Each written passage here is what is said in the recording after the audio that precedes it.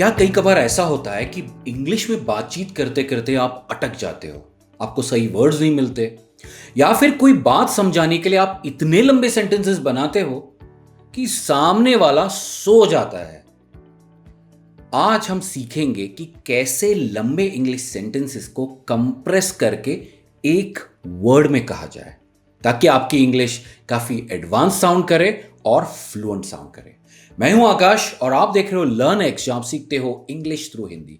अगर आप इस चैनल पर नए हो तो सब्सक्राइब जरूर कीजिए, बेल आइकन दबाइए ताकि आप मेरा एक भी वीडियो मिस ना करें। तो चलिए शुरुआत करते हैं आज के लेसन की, जहां हम सीखेंगे advanced English words to sound more fluent in English.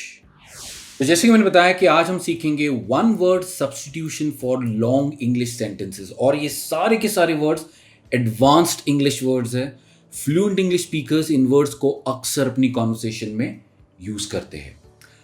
ये लेसन हम एक क्विज की तरह खेलेंगे। मैं आपको एक लंबा सेंटेंस बताऊंगा, वो भी हिंदी में बताऊंगा, और आप गैस करने की कोशिश कीजिए कि इसका इंग्लिश वर्ड क्या हो सकता है। राइट? काफी मजा आएगा।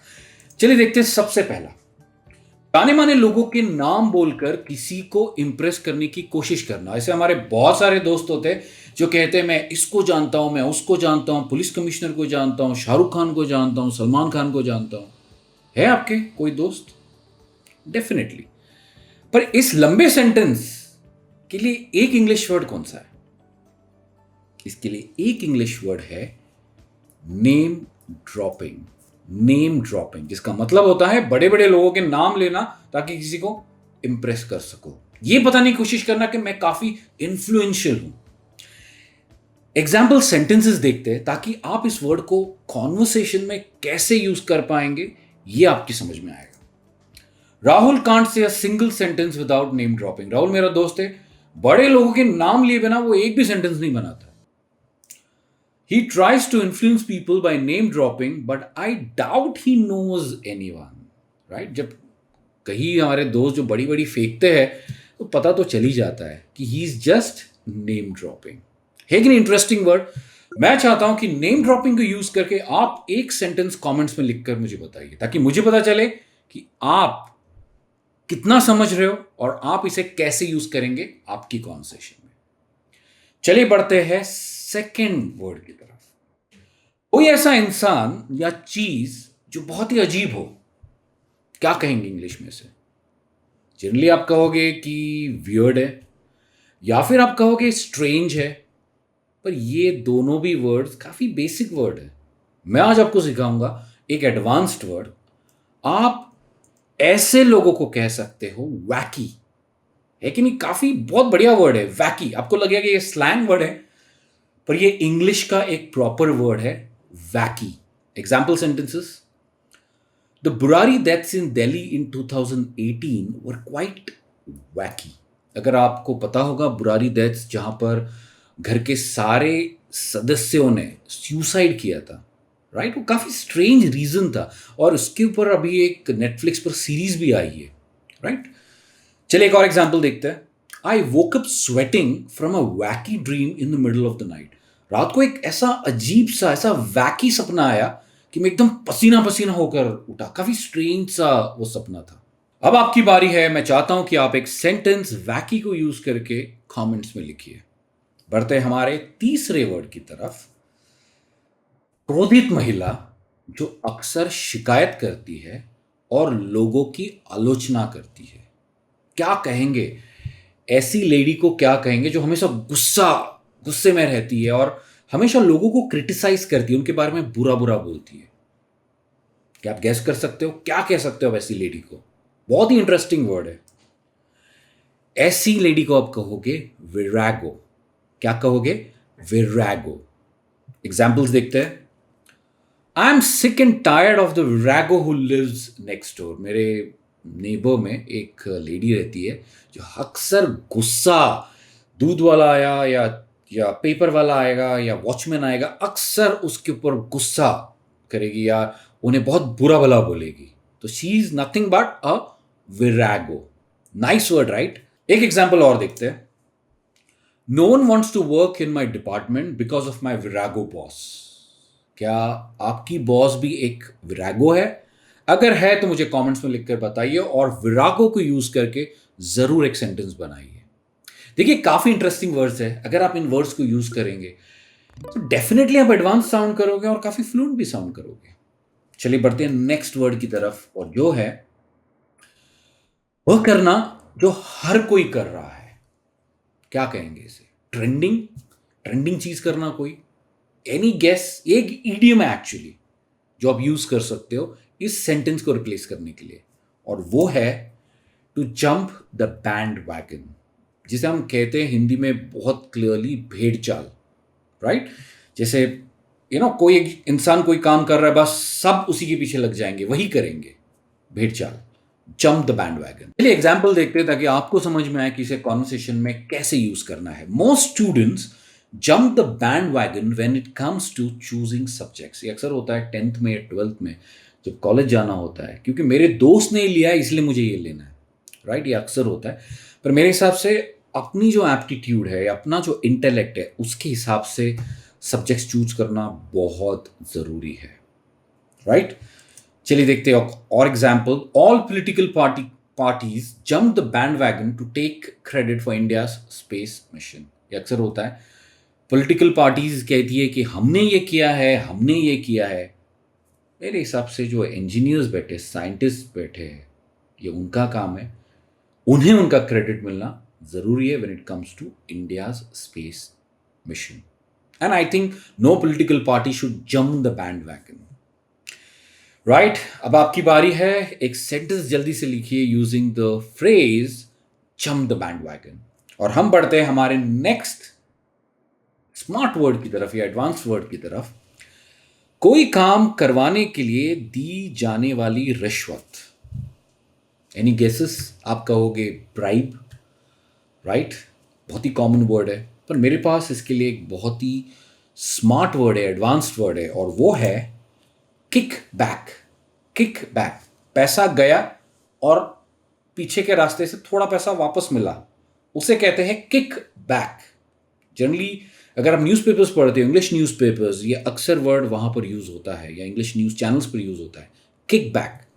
Examples: the builders have to set aside a kickback to pass the project plan.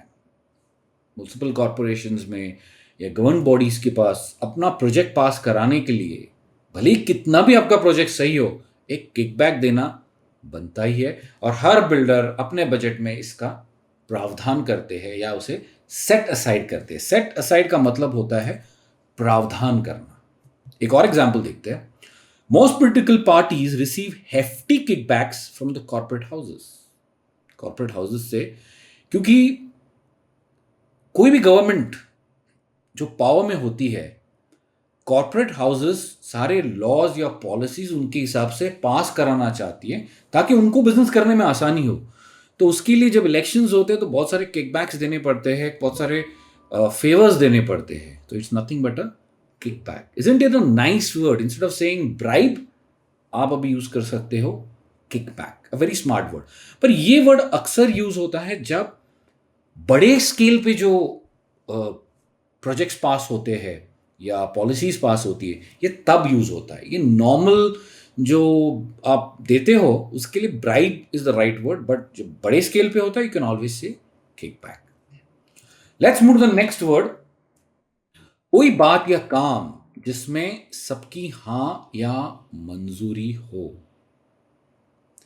इसे हम कहेंगे यूनैनिमस। इसकी प्रोनाउंसिएशन है यूनैनिमस। यूनैनिमस मतलब कोई डिसीजन या कोई सजेशन या कोई काम सबकी सहमति से करना, उसे ही कहते हैं unanimous. Examples: all the students unanimously agree to attend school after the lockdown. School में स्कूल ने मेल्स भेजे सारे स्टूडेंट्स को, वेरी स्पेसिफिकली 8th 9th और 10th ग्रेड के, कि क्या आपको स्कूल आना है, और सबने कहा कि हाँ आना है, क्योंकि 1.5 साल से घर से पढ़ रहे हैं, ऑनलाइन पढ़ रहे हैं, तो सारे बच्चे चाहते हैं कि स्कूल जाए, दोस्तों से मिले। एक और एग्जाम्पल देखते हैं। द जजेस unanimously selected the super singer. Singing competition हो रहा था और एक लड़के या लड़की ने इतना बढ़िया गाया कि उसे सभी जजेस ने मिलकर कहा कि यही सुपर सिंगर है। चलिए बढ़ते हैं हमारे नेक्स्ट वर्ड की तरफ, जो है ऐसा या कोई चीज का हद से अधिक मात्रा में होना। पैसा तो सबको अच्छा लगेगा अगर अधिक मात्रा में है, पर पैसा या कोई चीज जो हद से अधिक मात्रा में हो, तब आप कौन सा इंग्लिश वर्ड यूज करेंगे? आप कह सकते हो सरप्लस। कॉमन वर्ड है सरप्लस, पर हमेशा हम यूज करते हैं word excess. So instead of using the word excess, आप यूज कर सकते हो surplus. The major tech giants are investing their surplus funds in small startups. जो भी बड़ी बड़ी कंपनीज होती है, वहाँ पर उनके पास काफ़ी एक्सेस फंड्स होता है, तो वो स्मॉल स्टार्टअप्स में भी इन्वेस्ट कर रहे हैं ताकि ये स्टार्टअप्स ग्रो हो और डेफिनेटली उनका भी पैसा ग्रो हो। इस बात से याद आया कि मैंने रिसेंटली एक वेब सीरीज़ देखी जिसका नाम है the billion dollar code. Actually Google Earth जो हम आज यूज़ करते हैं, वो गूगल अर्थ ने नहीं बनाया था, जर्मनी के एक स्टार्टअप ने बनाया था कहीं सालों पहले, जब स्टार्टअप हम यूज़ भी नहीं करते थे वर्ड स्टार्टअप।